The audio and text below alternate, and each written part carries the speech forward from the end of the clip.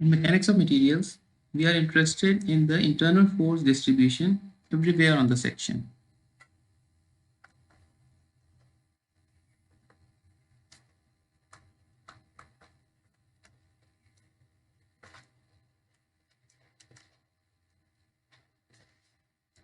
That is because we want to know how severely or lightly any specific point A on a given section is loaded and whether it will fail as a consequence.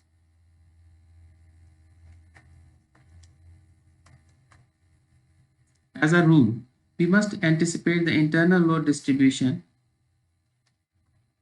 on the section to change from point to point, and therefore must be able to determine it at any arbitrary point, A being just an example. For the arbitrary point A, we start by taking a finite area delta A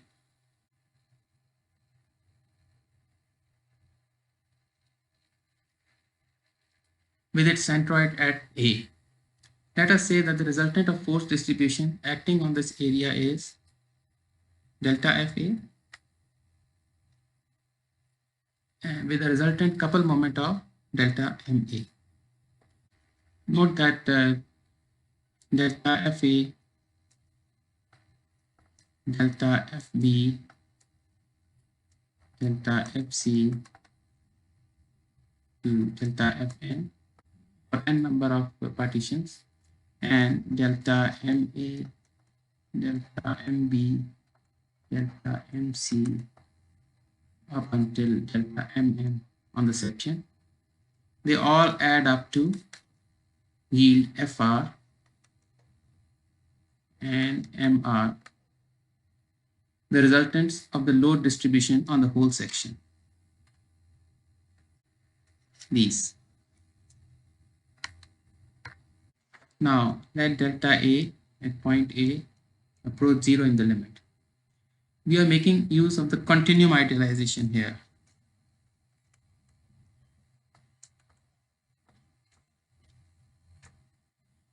Namely, the material is made up of a uniform distribution of matter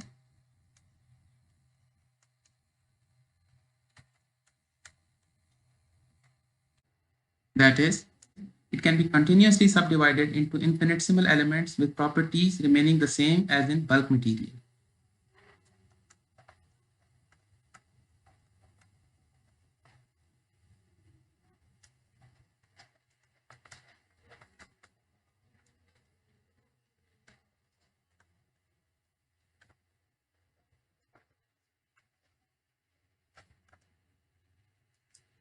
As we approach the atomic molecular scale, this assumption clearly breaks down.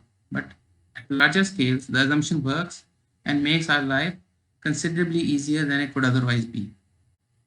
Now let us define stress at point A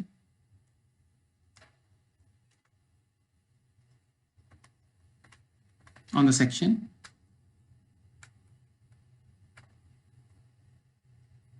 as the ratio of delta F and delta A as delta A approaches 0. Let's call this tau. As the area approaches 0, the resultant force on that area also approaches 0, but the ratio of the two in the limit approaches a finite value.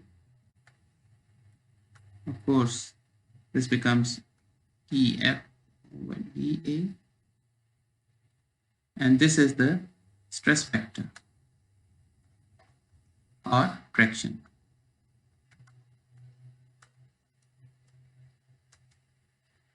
And gives the intensity of internal load at point A on the section.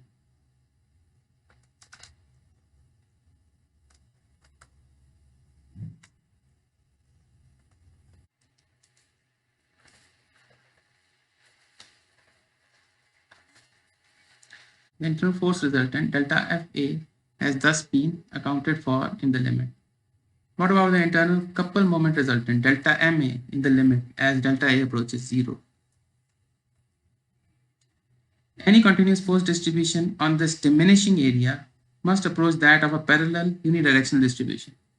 From statics of rigid bodies, the resultant of this distribution is a single force with the line of action at the position of area dA, which we have already accounted for in our definition of stress. So we can dispense with delta MA in the limit.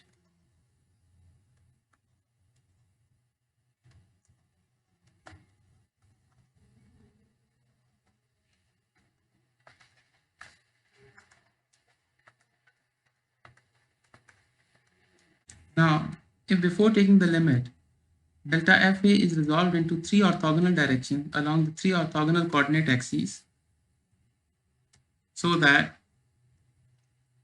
two of those axes are in the plane of the section, that is delta Vx and delta Vy, they are in the plane of the section.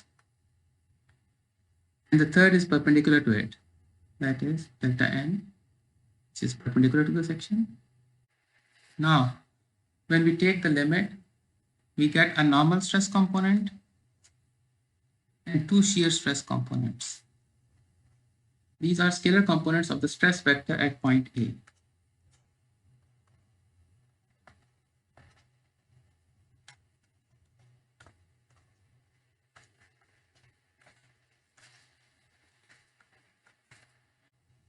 As mentioned earlier, in the limit, delta MA has disappeared.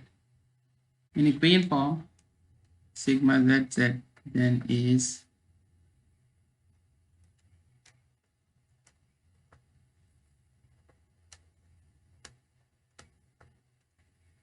dm over dA tau Zx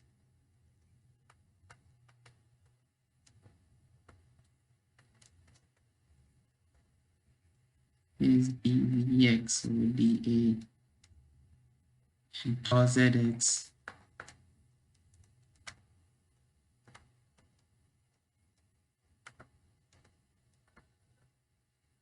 dVy over dA. There will be similar stress vectors of different magnitudes and directions on all other points of the section as well. This is the normal stress directed perpendicular to the section, and we'll be following the convention of using sigma as opposed to tau for normal stress. These are the shear stresses. They are in the plane. We'll be using tau for shear stresses. Now a few words on the notation convention.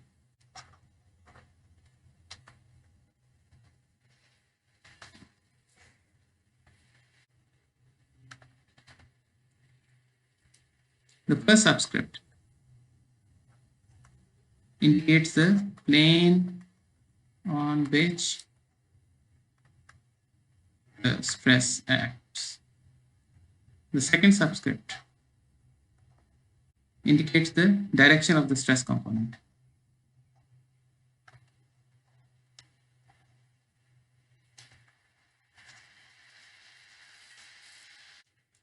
Here, the first subscript in all these components is Z, because it is xy plane, which is also called the Z plane, from the direction of its outward normal. And the second subscript, this gives the direction. It's x direction. This one is in the y direction, and this one is in the z direction. Now, stress is independent of the area of the section.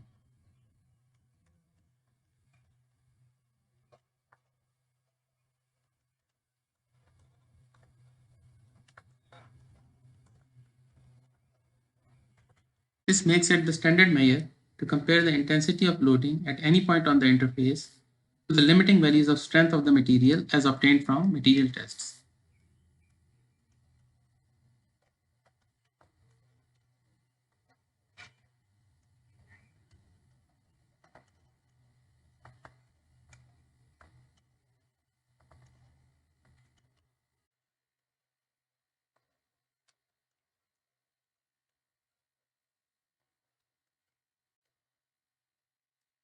Therefore, knowledge of stress at the most critically loaded point on the interface is indispensable if we are to decide whether a structure is strong enough on the interface.